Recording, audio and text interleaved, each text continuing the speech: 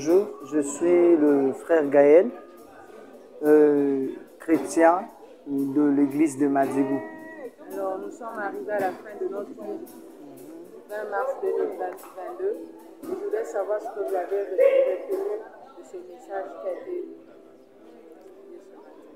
Particulièrement, j'ai été béni ce matin par rapport à ce message qui nous a été prêché, où le prédicateur nous a parlé sur plein de choses. Il nous a parlé plus précisément aussi sur cette femme-là qui avait la perte de sang et qui, par sa foi, elle a pu déclencher les miracles dans sa vie en touchant juste l'habit de Jésus-Christ qui est notre sacrificateur. Et c'est par là que j'ai aussi compris certaines choses, qu'il y a des choses qui, dans la vie, pour en avoir, il faut avoir la détermination, il faut avoir la force, il faut prendre la décision. Parce que le prédicateur nous a parlé même en ce qui concerne la violation de ce que la loi interdisait. Mais en réalité, la loi disait que non, la personne qui était en train de couler le sang ne pouvait pas toucher l'habit du sacrificateur. Donc Jésus qui est notre sacrificateur, cette femme a violé la loi, elle est partie toucher l'habit du sacrificateur. Et Jésus n'a pas accepté que la loi puisse frapper sur cette femme. Parce qu'en réalité, c'était la mort qui était destinée pour cette femme. Mais par la grâce, parce que Jésus qui nous a apporté le message de la grâce, il a réconcilié la grâce avec la loi qui voulait frapper sur cette femme. Et c'est ça qui a fait que cette femme puisse obtenir son miracle. Voilà pourquoi moi, personnellement, j'ai compris que dans la vie, il y a certaines choses, s'il faut que ça puisse se cadrer dans la logique de ton miracle, il faut se conformer à ça. Il faut avoir la force, il faut être déterminé pour saisir son miracle. Voilà un peu ce que j'ai eu à comprendre, particulièrement dans ce message qui m'a béni.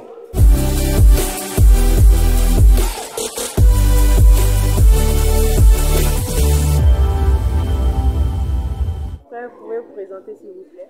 Bonjour, je suis le frère Anselme Montouaka et j'évolue dans le département du protocole.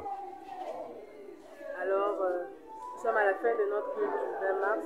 Je voulais savoir ce que vous avez vraiment retenu du message qui a été le message d'aujourd'hui. À la base, nous avons été bénis. Le Seigneur nous a fait du bien ce matin parce qu'il y a eu une révélation que personnellement je ne me rendais pas compte.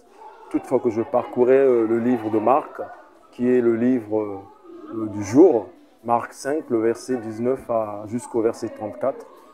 Et cette femme qui souffrait de la perte du sang pendant 12 ans. Et ce que j'ai retenu personnellement, c'est qu'il y a ces bénédictions qui ne se donnent pas. Il y a ces bénédictions qui ne viennent pas à nous, voilà, si on croisait les bras.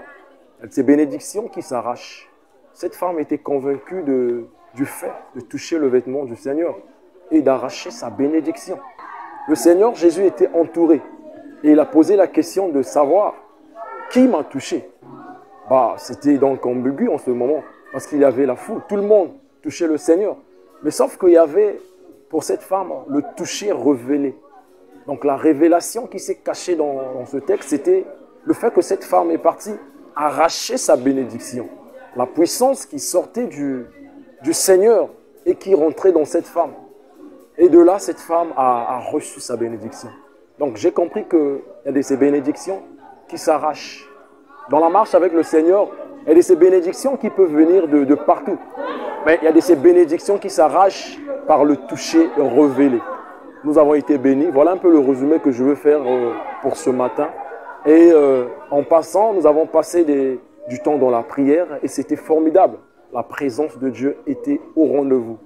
Donc pour cela, j'invite tous ceux qui peuvent nous rejoindre le dimanche prochain. Nous sommes un peuple béni.